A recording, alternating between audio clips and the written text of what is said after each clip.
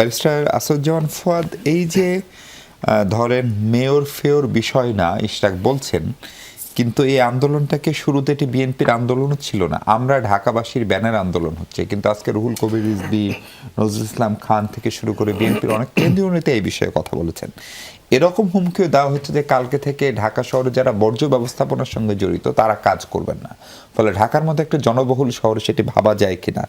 এবং এই যে উপদেষ্টা আসিফ, উনি বা কেন দক্ষিণ সিটি কর্পোরেশন অফিস করেন, এবং বিএনপি যে অভিযোগটা করছে তার যে আধিপত্য বা একটা প্রভাব বলয় তৈরি হয়েছে কর্পোরেশনকে কেন্দ্র করে, সেটি হারাতে হতে পারে উপদেষ্টা আসিফ কি? সেজন্যই কি ইশরাকরা এত সিরিয়াস?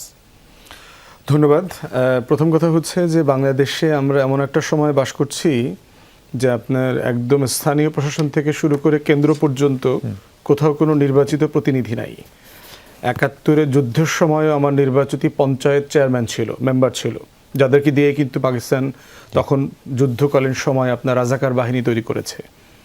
তো এখন এই বিষয়ে দেখবেন আমি কিন্তু বেশ সমালোচিত হয়েছি গত অক্টোবর নভেম্বর থেকে, যখন আমি দাবি করেছিলাম যে বিএনপি জামাত বিদ্রোহী জায়গা থেকে যারা কাউন্সিলর নির্বাচিত হয়েছে সিটি কর্পোরেশন এবং পৌরসভাতে, তাদেরকে প্রশাসক হিসাবে নিয়োগ দেওয়া হোক, কারণ টোটাল স্থানীয় প্রশাসন সিস্টেম ব্রেকডাউন করেছে।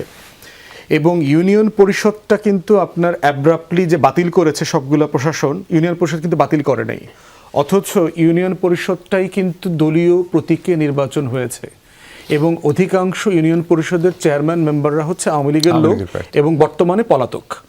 আমি নিজে আমার আসনগুলোতে বিভিন্ন জায়গাতে খবর নিয়েছি, ইউনিয়ন পরিষদ চালাচ্ছে হচ্ছে ওখানে দ্বিতীয় তৃতীয় শ্রেণীর কর্মচারীরা আছে, ওখানে গরুর হাট বসছে, ওখানে ছাগল বেচাকেনা করতেছে, ইজারা দিচ্ছে এবং ঠিকাদাররা মিলে চালাচ্ছে।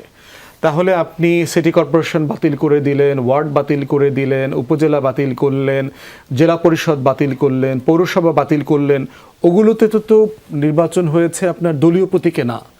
তাহলে ওখানে স্বতন্ত্রভাবে নির্বাচন করে মানুষ নির্বাচিত হয়েছে।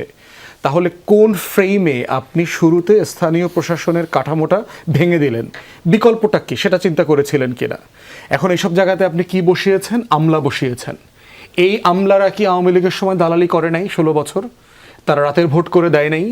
তারা এই কয়েকদিন আগে পর্যন্ত 98 জন আমলার তালিকা আসছে না, ম্যাজিস্ট্রেসি করতে গিয়ে গুলি করেছে, সেনা সদস্যদেরকে গুলি করিয়েছে, কই তাদেরকে তো আপনি বহিষ্কার করেন নাই, সাসপেন্ড করেন নাই। তাহলে বিকল্পটা না ভেবে এই যে অ্যাপ্রাবলি স্থানীয় প্রশাসনের প্রত্যেকটা ইউনিট আপনি ভেঙে দিলেন, পুরো সেবা সংকট তৈরি হয়েছে। এরপরে আমরা দাবি করেছিলাম, মানে এটা সরকারের নীতিগত ভুল। হাসান আরিফ সাহেবের সাথে তখন যিনি এলজিআরডি মিনিস্টার ছিলেন, আমি দেখা করে তাকে বলেছি যে কেন আপনি ফান্ডামেন্টালি এই সরকার এই সিদ্ধান্তটা ভুল নিয়েছে, এবং উনি আমার সাথে একমত হয়েছিলেন যে আমি থাকতে থাকতে আমি এটার সমাধান করব। ওনার সাথে আমার পার্সোনালি একাধিক মিটিং হয়েছে, কারণ উনি আমার টক শোতে এই আলোচনাগুলো দেখেছেন, উনি কনভিন্সড, ওনার পিএসকে দিয়ে আমাকে ডেকেছেন, এবং যেহেতু আমাদের প্রফেশনাল সিনিয়র মানুষ আমরা গিয়েছি, কথা বলেছি। দ্বিতীয়ত সমস্যাটা কোথায় দেখেন, যে আপনার বিএনপির মহাসচিব উনি একটা চিঠি লিখেছেন এলজিআরডি মিনিস্ট্রিতে, বলেছেন যে 19টা পৌরসভাতে বিএনপির মেয়র নির্বাচিত হয়েছে তাদেরকে দায়িত্ব ফেরায় দেওয়া হোক। আমার ওই দাবির সাথে কিন্তু আমি এটাও দাবি করেছিলাম যে ওই 19 জনকে ফেরায় দেওয়া হোক, এবং 5700-র মতো আপনার কাউন্সিলর আছে পৌরসভাতে এবং সিটি কর্পোরেশন সারা দেশে। সেখান থেকে আমরা সর্ট করে দেখলাম আপনার 1700 থেকে 1800 হচ্ছে বিএনপি জামাত স্বতন্ত্র ব্যাকগ্রাউন্ড থেকে হয়েছে। তাহলে ন্যূনতম আপনি এই 1700 কাউন্সিলরকে প্রশাসকের দায়িত্ব দেন, অ্যাটলিস্ট এই জায়গাগুলোতে আপনার একটা সিস্টেম আসুক, জনগণের সেবাটা নিশ্চিত হোক। আপনি জানেন যে স্কুলে ভর্তি হওয়ার জন্য বাচ্চাদের একটা জন্ম নিবন্ধনের কাগজ লাগে, বাবা মায়ের একটা সম্পর্কের সনদ দিতে হয়, একটা এনআইডি করতে হয়, বিদেশ যাবে পাসপোর্ট রিনিউ করতে পারছে না। আমি পার্সোনালি জানি রাস্তাঘাটে পাসপোর্ট নিয়ে 6 মাস ধরে ঘুরছে, কারণ ইউনিয়ন পরিষদ থেকে সার্টিফিকেশন লাগবে যে সে ওই এলাকার স্থানীয় বাসিন্দা, সে পাসপোর্ট নবায়ন করতে পারছে না, বিদেশ যেতে পারছে না, তার কাজ আটকে গেছে। তাহলে এই প্রত্যেকটা ইস্যুকে আপনি ম্যাক্রো লেভেলে হ্যান্ডেল কিভাবে করবেন? সেখানে আমরা দেখছি অ্যাব্রাপ্টলি আপনি 23-এর নির্বাচনে জেতা চিটাগংয়ের মেয়রকে দায়িত্ব দিলেন, তো সেটা আবার দিলেন কেন? আপনি যদি ইন প্রিন্সিপাল ডিসিশন নেন যে আমি প্রপার ইলেকশন ছাড়া কোনো স্থানীয় প্রতিনিধিকে দায়িত্ব এখন দিব না, তাহলে আপনি ইলেকশন নেন। এবং আমরা এটাও বলেছি যদি আপনি এই প্রিন্সিপালের সাথে একমত না হন, আপনি স্থানীয় প্রশাসন নির্বাচন দিয়ে দেন।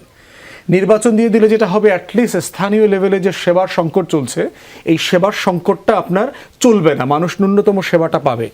হাসপাতালগুলো, স্থানীয় স্বাস্থ্যকেন্দ্রগুলো ভিজিট করে দেখেছি, সিম্পলি ব্রোকেন ডাউন।